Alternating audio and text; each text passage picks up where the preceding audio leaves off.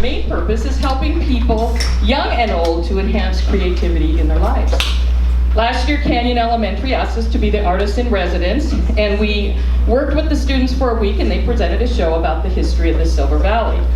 Last spring, Mrs. Ferreira approached us again about the possibility of working with the students during this school year and having the students come up here to the 6th Street Melodrama and learn about performing on a theater stage. We told her that we would help make that happen.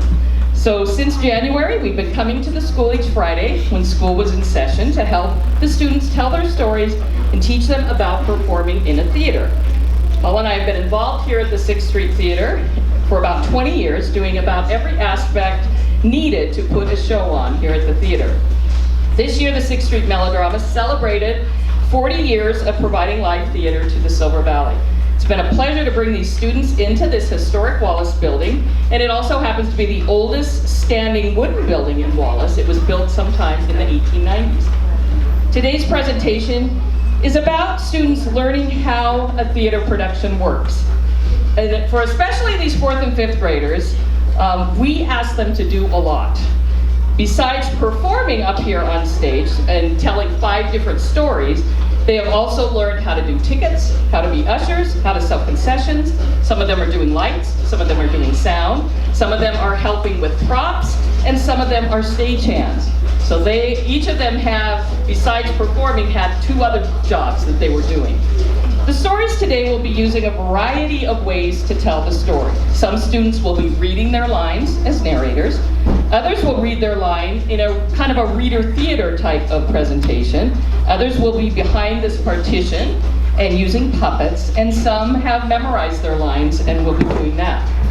Each student colored and created their own mask or puppet that they will be using today, and some will have different costumes to wear. To add to the stories, we have our friend down here, Carl Rowe, who will be playing in the piano pit, playing music. Yay! Let's hear it for Carl. And he'll be playing during each presentation.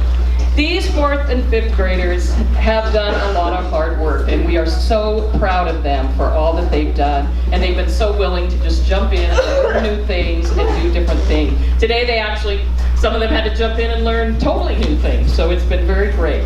So we're going to tell 5 different kinds of stories. First, Tom Thumb, which is a fairy tale. We're going to do 2 Aesop's fables, The Milkmaid and Her Pail and The Bat, the Birds, and the Beast. Puss in Boots is an animal tale. Father Frost is a story from another country, and Why Mosquitoes Buzz in People's Ears is a cumulative tale. We really want to thank the CSO for their generous support in making this Artist in Residence program a reality, and Mrs. Ferreira, Mrs. Miller, Mrs. Stice, and all the staff and students at Canyon Elementary, and the parents who helped make this a reality, and we could not have done it without them. If your students have a desire to learn more about performing or storytelling, art, music, GrowMeaStory, we do have summer camps for ages 6 to 18 during the summer, and on the back of your program is our email address if you'd like to find out more information about that. Well, thank you again for coming today, and we are videotaping these performances, and we will post them online somewhere, and we will let you know how you can have access to that. And is the camera ready to go? All right. Okay. So we now present to you Tom Thumb.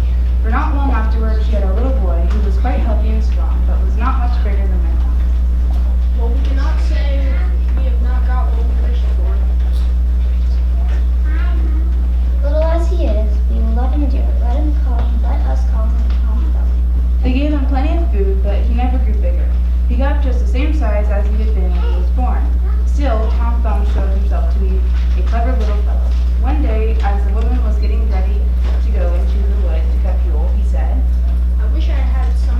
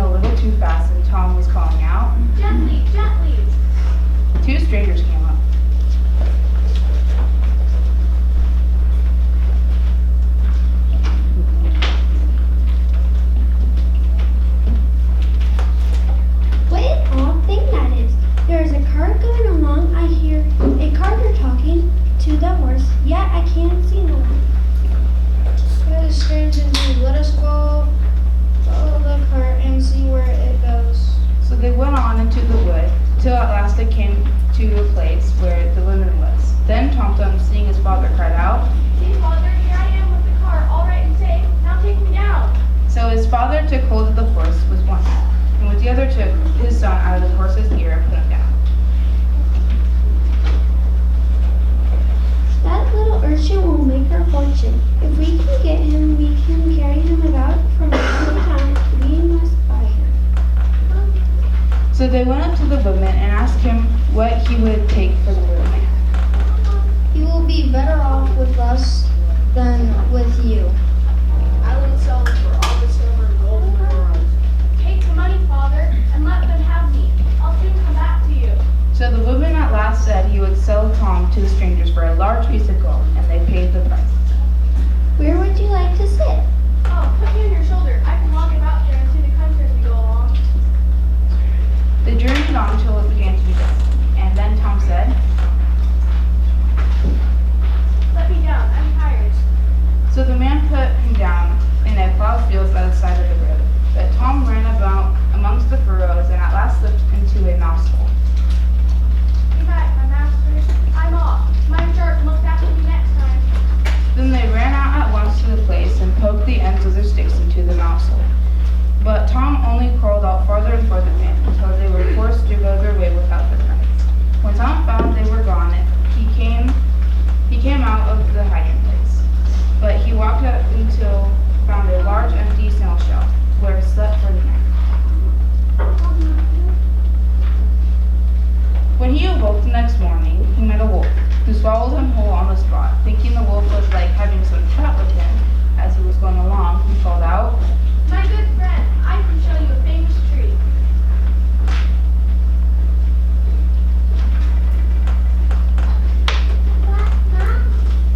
Where's that? In the old workman's house where you can crawl through the drain into the kitchen and then into the pantry, and there you will find cakes, ham, beef, cold chicken, roast pig, apple dumplings, and everything your heart can wish. The wolf did not wait to be asked twice. That very night he went to the house and crawled through the drain into the kitchen, and then into the pantry, and ate and drank there until his heart's content. As soon as he had enough, he wanted to get away, but he had eaten so much that he could not go out by the same way he came in. This was just what Tom had reckoned upon, and now he began to set up a great shout, making all the noise he could. La la la la la.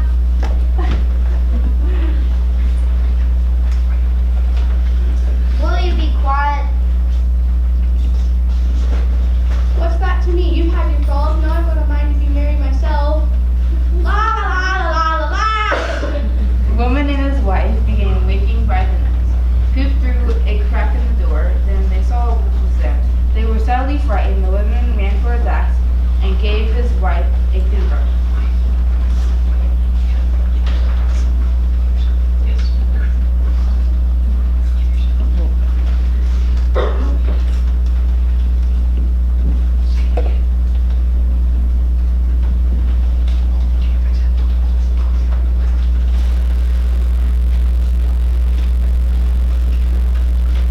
You stay behind me. When I've knocked him on the head, you get him with a cleaver. Tom heard all this and cried out, Father, Father, I am here. The wolf has swallowed me. Heaven be praised. We have found our dear child again. Then the woman aimed a great blow and struck the wolf on the head and knocked him out on the spot. They cut his body open and set Tom free.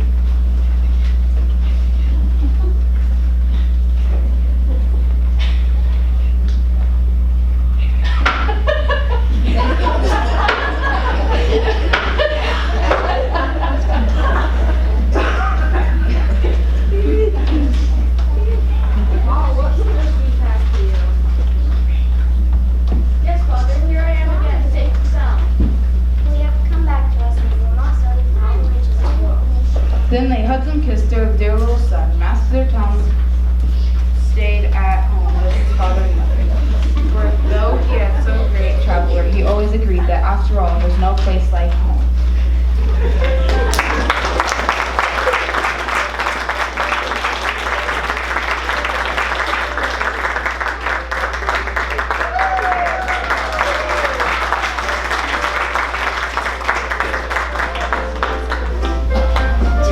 Okay, places for the milkman and her pail and the bat, the birds, and the bees.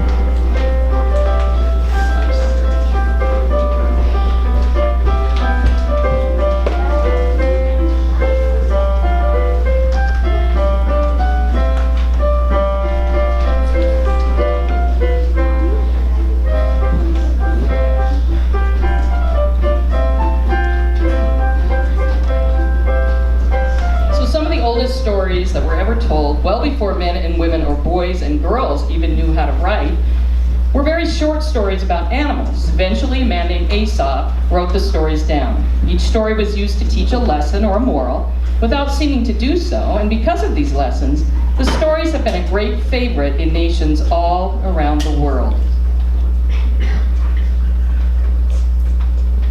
Are we ready?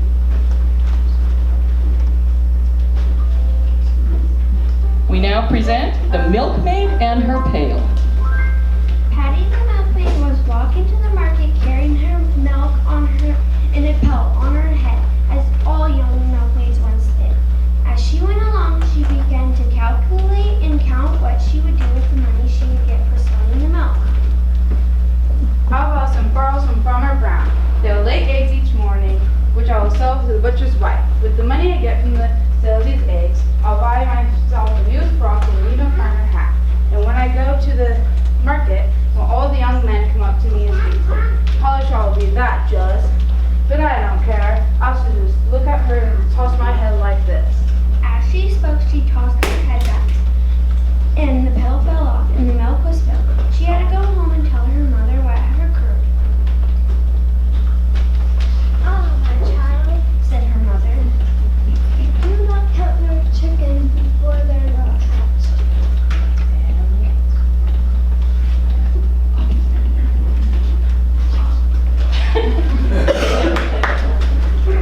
One, two, three.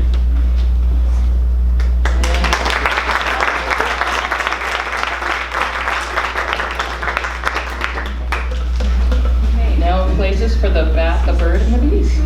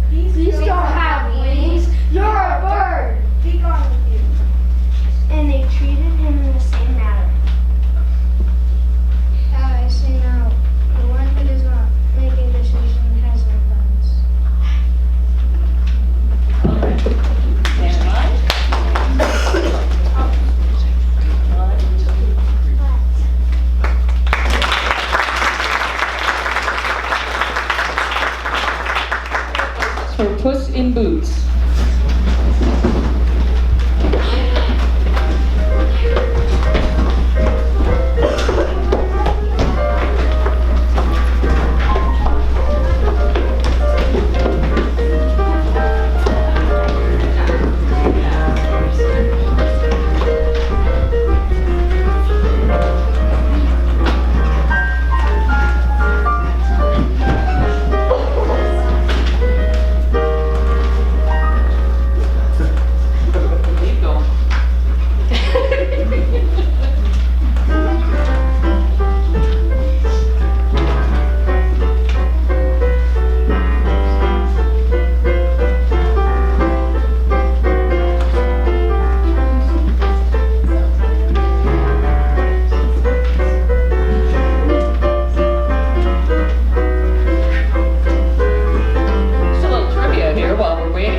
of you have ever been to Knott's Berry Farm? Has anyone ever been there? Well, Carl, before he moved to Wallace for about 10 years, was the piano player in the saloon show at Knott's Berry Farm. So if you ever went to that show, you may have heard it play. So that's kind of why it has that little feel to it.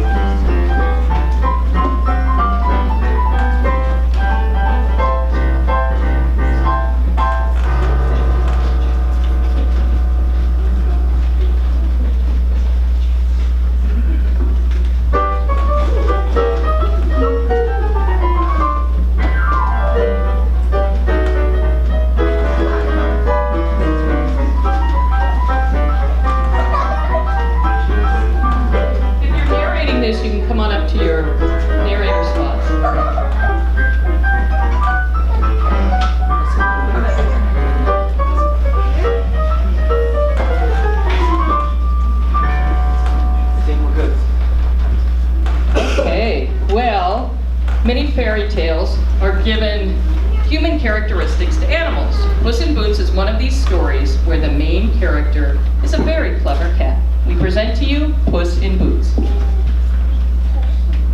There once was a miller who had 3 sons, and when the miller died, he each left them a portion of wealth. To his eldest son he gave his mill. To the second oldest, his mule. To the youngest he gave nothing but his cat. The poor young fellow was quite comfortless at having so poor a lot.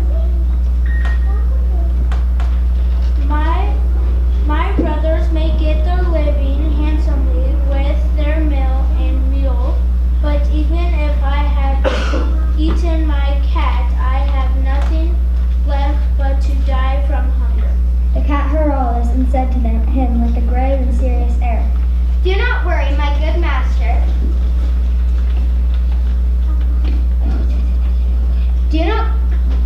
Do not worry, my good master. You have only to give me a bag and get a pair of boots made for me, and you shall see that you have not so poor a portion as you imagine. After the son gave the cat what he asked for, he booted himself very gallantly. He put bran and sow thistle into his bag and held the strings of it in his 2 forepaws, and went into a rabbit warren where there was a great abundance of rabbits. Stretching himself at length as if he had been dead, he waited for some young rabbit to come and wrap it into the bag for what he had put into it. Almost immediately he had what he wanted. A young rabbit jumped into his bag and, drawing close the strings, took his prey, went with it up to the palace and asked to speak with his majesty. He was shown upstairs into the king's apartment and, bowing low, said to him, I have brought you, sir, a rabbit from the warren of my noble lord, the Marquis of Carabas.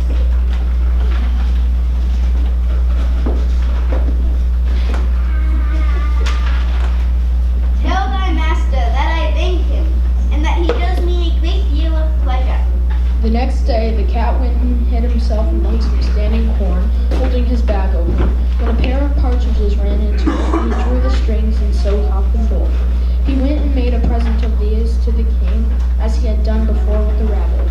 The king received these partridges with great pleasure and gave him some money for his work. One day, when the cat knew for certain that the king was to take his coach ride along the riverside with his daughter, the most beautiful princess in the world, he said to his master,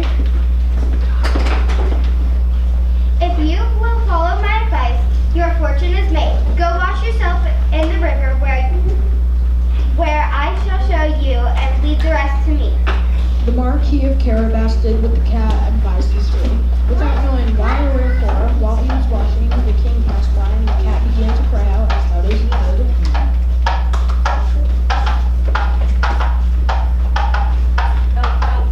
Help, help, my lord Marquis of Carabas is drowning. the king had put his head out of the coach window, finding it was the cat who had so often brought him such good gain. He commanded his guards to run immediately to the assistance of his lordship, the Marquis of Carabas. While they were drawing the poor Marquis out of the river, the cat came up to the coach and told the king that while the master was washing, there came by some rogues who went off with his clothes. Though he, the cat, cried out, "Thieves, thieves," as loud as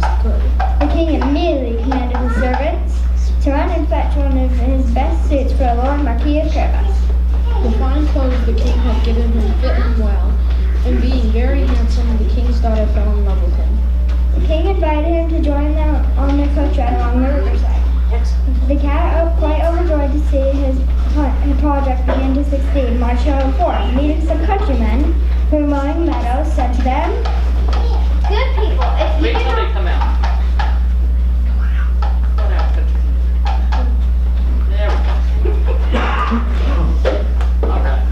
Good people, if you do not tell the king that the meadow you mow belongs to my lord Marquis of Carabas, you shall be chopped as small as mincemeat. As they passed, the king asked the mowers to whom the meadow belonged. You say it. Say it one more time to the left.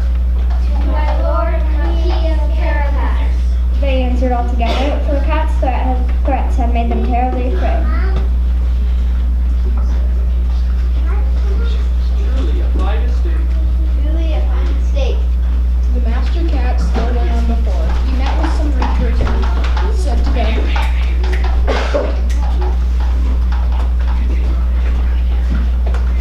Good people, tell the king that all the corn belongs to the Marquis of Carabas, or you shall be chopped as small as mincemeat. The king, who passed by a moment after, asked to know to whom all that corn did belong to. My lord Marquis of Carabas. The king again congratulated the marquis. The master cat went on always before and said the same words to all he met. The king was astonished at the vast estate of my lord Marquis of Carabas. Monsieur Puss came at last to a stately castle, the master of which was an ogre, the richest had ever known. All the lands of which the king had then gone over belonged to this castle. The cat asked to speak with him to have the honor of paying his respects to him. The ogre received him as civilly as an ogre could do.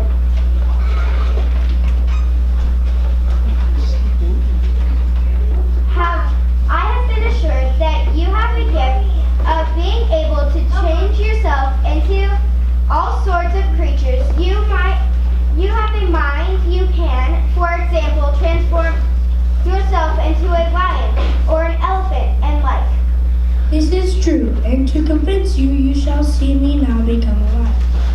Puss was so terrified at the sight of the lion so near him that he immediately leaped up into the gutter, not without trouble or danger because of his boots.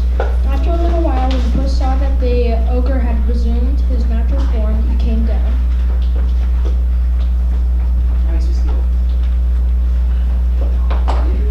I have also been informed that you have the power to take on the shape of the smallest animals, for example, a rat or a mouse. But I must say to you, I take this to be impossible. Impossible? You shall see that present. And the ogre changed into a mouse and began to run about the floor. Puss no sooner perceived this, but he fell upon him and ate him up. Meanwhile, the king saw this fine castle of the ogres and had a mind to go into it. Puss, who heard the noise of his majesty's coach running over the drawbridge, ran out and said to the king, Your Majesty is welcome to this castle of my Lord Marquis of Carabas. What? My Lord Marquis? Does this castle belong to you? Let us go in if you please. The marquis gave his hand to the princess and followed the king. They went into a spacious hall which they found to be magnificent. The king was perfectly charmed with what good qualities the Lord Marquis of Carabas. Seeing his daughter was in love with him, and seeing the vast estate he possessed, he said to him, My Lord Marquis, you must become my son-in-law. the marquis, making several low bows, accepted the honor which his majesty conferred upon him. That very same day he married the princess. Puss became a great lord and never ran after mice anymore, except fun.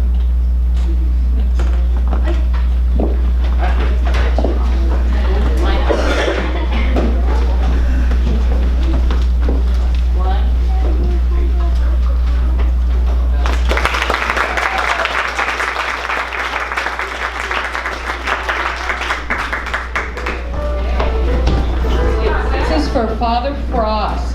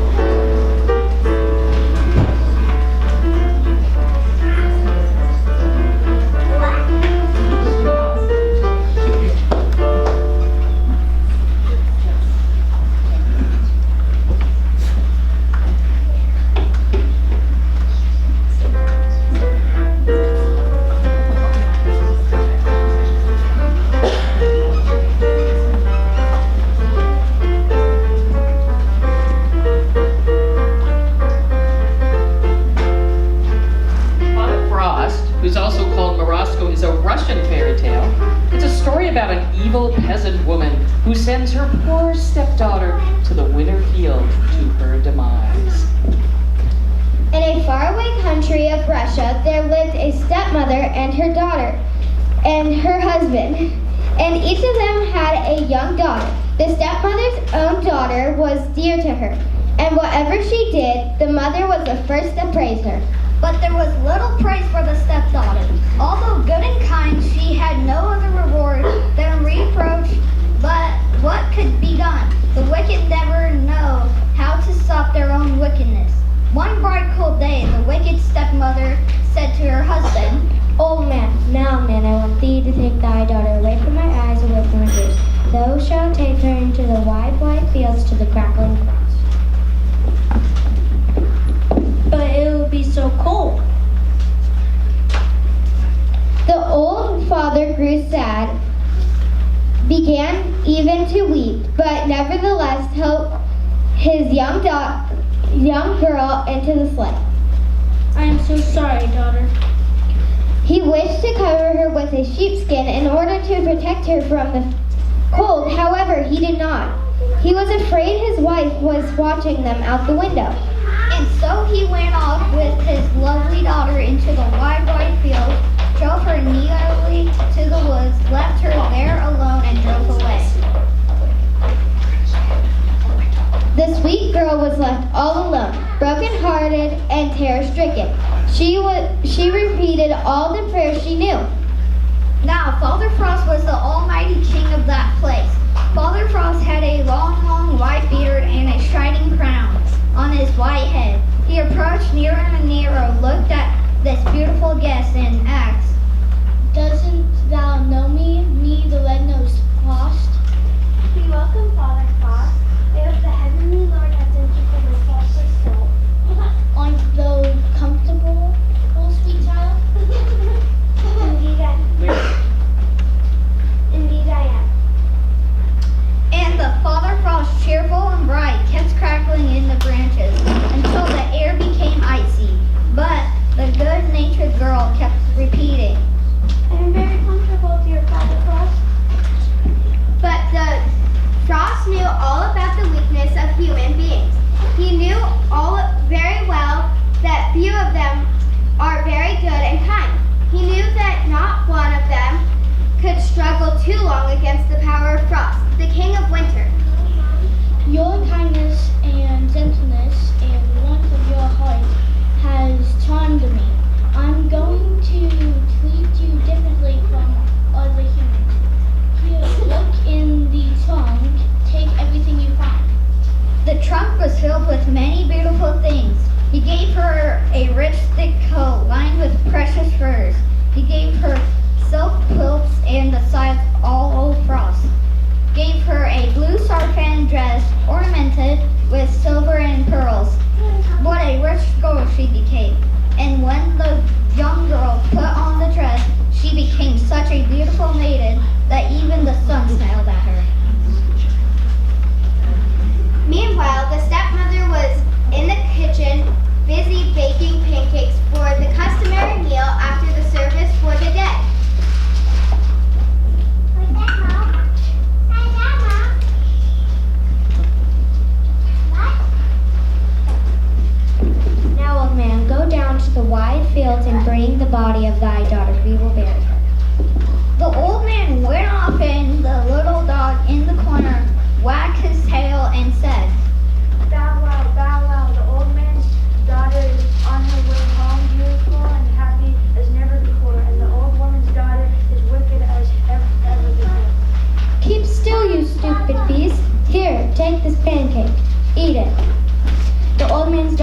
be buried soon.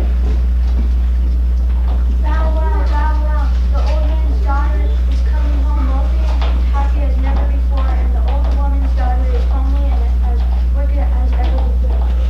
The old woman was furious at the dog, but in spite of pancakes and shouting, the dog repeated the same words over and over again. Then somebody opens the gate. Voices were heard laughing and talking outside. The old woman looked out in amazement. The stepdaughter was there like a princess, bright and happy in the most beautiful garments.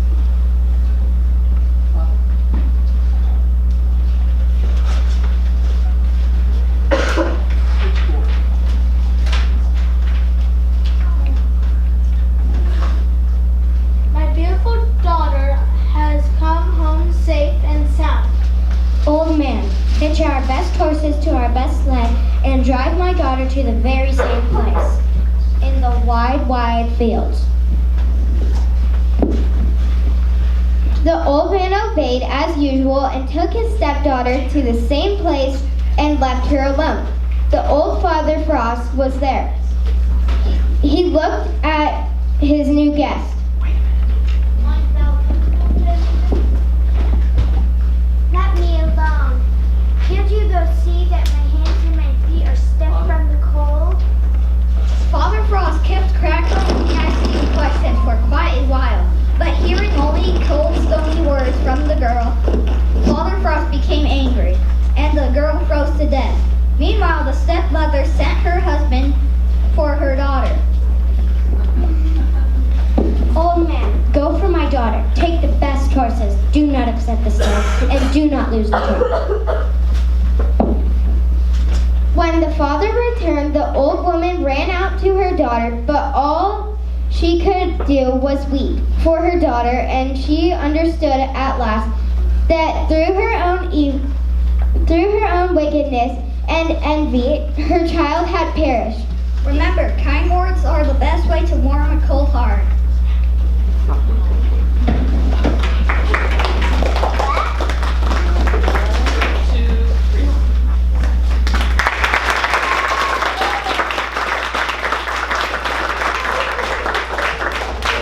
Okay, places for mosquito.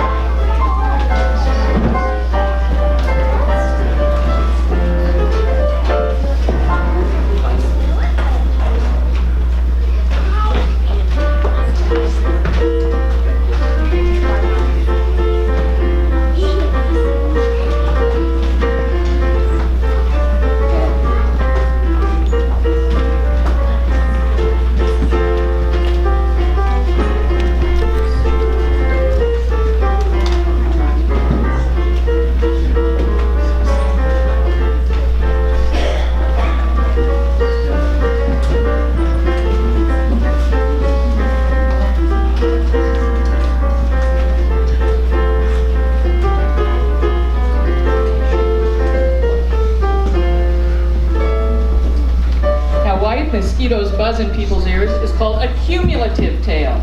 In a cumulative tale, sometimes also called a chain tale, action or dialogue repeats and builds up in some way as the tale progresses. We present to you why mosquitoes buzz in people's ears. One morning, a mosquito saw an iguana drinking from a water hole.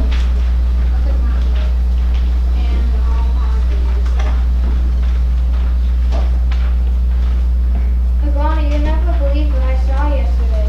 Try me. I saw a farmer digging yams that was bigger than I am. What's a mosquito compared to a yam? I would rather be deaf than listen to such nonsense. Then he stepped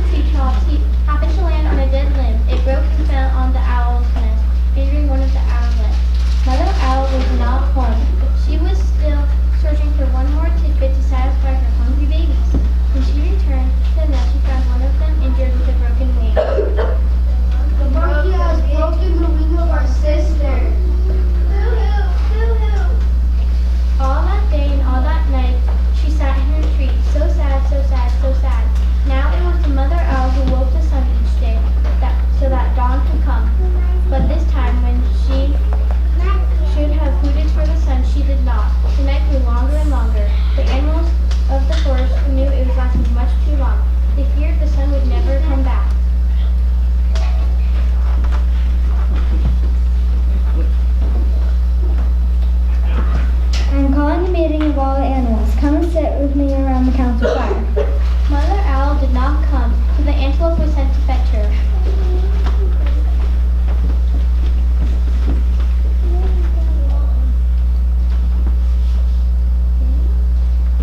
Mother Owl did not come, so the antelope was sent to fetch her. Who's the animal?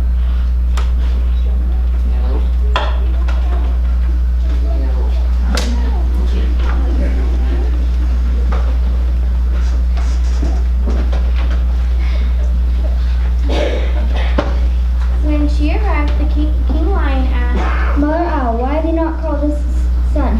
The night has lasted long, and everyone is worried.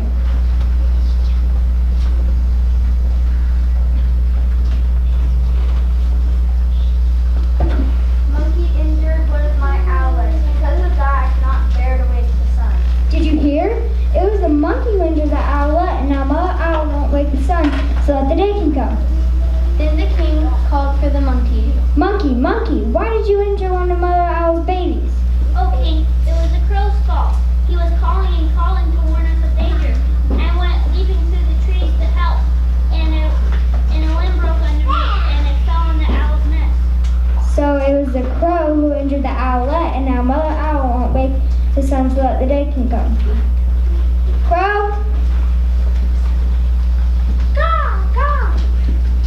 King Lion, it was the rabbit's fault. I saw him running for his life in the time, so I spread the alarm.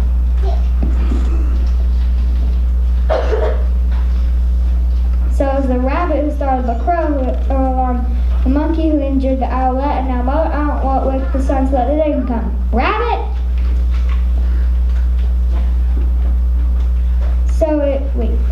Rabbit, why did you break the law of nature and go running in the time? Okay, it was the python's fault. I was in my house minding my own business when the big snake came in and chased me out. So it was the python who scared the rabbit, who started the crow, who alarmed the monkey, who injured the owlet, and now Mother Owl won't wake the sun so that the day can come. Come here, python. Wassa. King, it was the lion, it was the iguana's fault. He wanted to speak to me, and I thought he was plotting some mischief against me. When I crawled into the rabbit's hole, I was only trying to hide. So it was the iguana who frightened the python, who scared the rabbit, who startled the crow, who alarmed the monkey, who injured the owlet, and now Mother Owl won't wake the sun so that the day can come. Now the iguana was not at the meeting, for he had not heard the summons, since he had sticks in his ear. The antelope was sent to fetch him.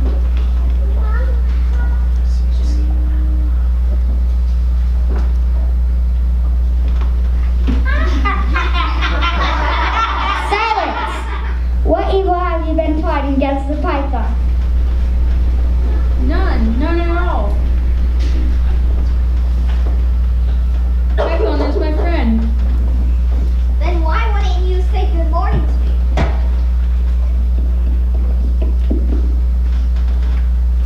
I didn't hear you or even see you. Mosquito told me such a big lie. I couldn't bear to listen to it, so I put sticks in my ears. Ha ha ha! So that's why you had sticks in your ears. Yes, it was the mosquito's fault. So it was the mosquito who annoyed the iguana, who frightened the python, Wassa. who scared the rabbit, who startled the crow, who alarmed the monkey, who injured the owlet, and now Mother Owl won't wake the sun so that the day can come. Punish the mosquito! Punish the mosquito! When Mother Owl heard that, she was satisfied. She turned her head towards the east and hooted. Hoo, hoo, hoo. Yay! And the sun came up. Meanwhile, the mosquito had listened to all of it from a nearby bush. He crept under a curly leaf, hid, and was never found, and brought before the council. But because the mosquito had a guilty conscience, to this day,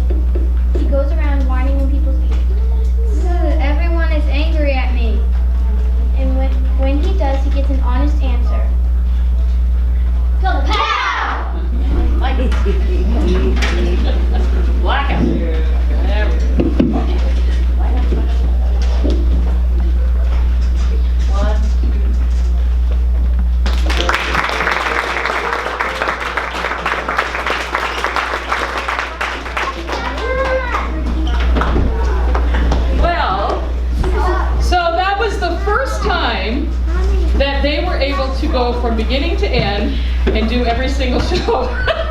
And they did, in fact, part of Puss in Boots, they didn't even get to try out on the stage. So they did such a great, great job. Let's give them all a big hand again.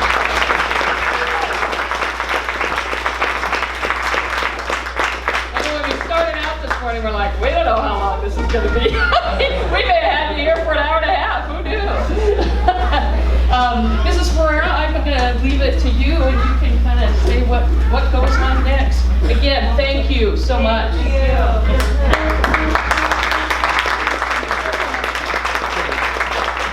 All right, thank you for coming. It was fabulous. This has been such a great experience for our kids.